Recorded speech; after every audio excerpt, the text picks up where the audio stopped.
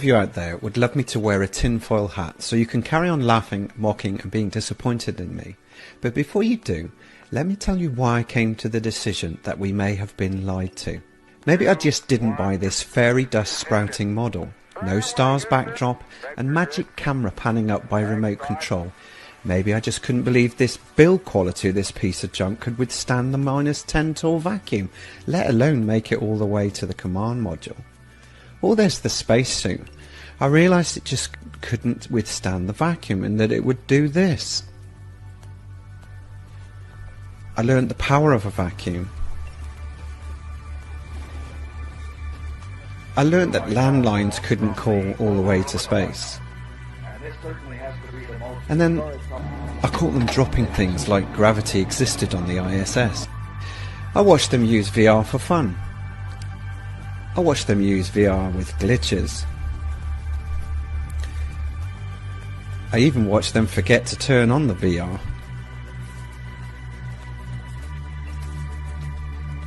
I caught them coming into shot on harnesses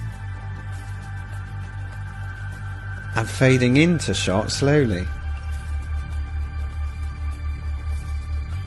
I even caught them hiding in the background. I saw them floating in pools. I saw underwater bubbles floating up from where they were. Helmets moving when they shouldn't be. Sad and guilty looks when they should have been over the moon. I saw shadows coming from 3 different light sources when the sun should have given us 1. They lost the tech and the tapes. I'd go to the moon in a nanosecond. The problem is we don't have the technology to do that anymore. Unfortunately, I'm afraid I can't really give you much of a clue as to where this data ended up and whether it still exists or not. And they give us CGI images, not real photos. They even got lazy with copy and paste in the clouds. We saw launches that never went straight up. Never a continuous video stream, always cut to CGI. And when I noticed all the landing sites faced us on the one face of the moon, then how was it the Earthrise shot we got with this sideways view is possible? Then there's the Van Allen belts. As we get further away from Earth, we'll pass through the Van Allen belts, an area of dangerous radiation. We must solve these challenges before we send people through this region of space. For this flight, it's time to head home. I even laughed at some of the women's ridiculous hairspray instead of 0G. So, how does a court of law decide on witness credibility, I thought? The first test is for plausibility. Think of the landline calls, the spacesuits in a vacuum, the ridiculous LEM, the VR, the harnesses, the wires, the bubbles, the hairspray, the CGI. Couldn't really buy it, to be honest. Then there's the demeanour. They look guilty, they look shifty, they even look startled sometimes. Definitely not happy bunnies. Then we've got the 50-year track record in their past record of deception and obfuscation. Time and time again, it's so easy to find.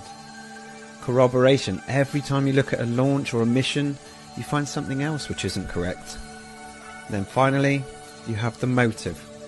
The budget, $56 million a day, control of space, prop up the heliocentric model, hide a creator, take away your personal power.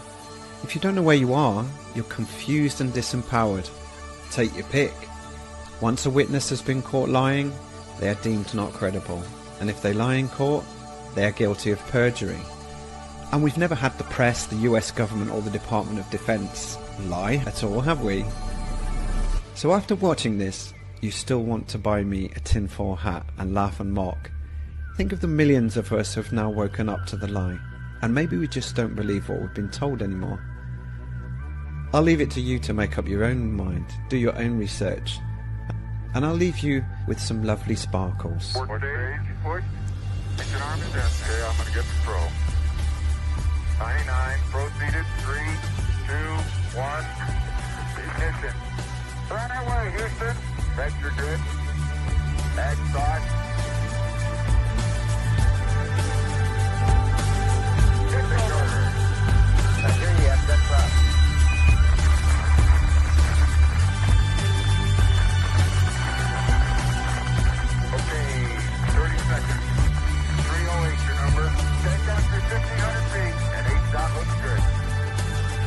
Thanks for watching, and think for yourself.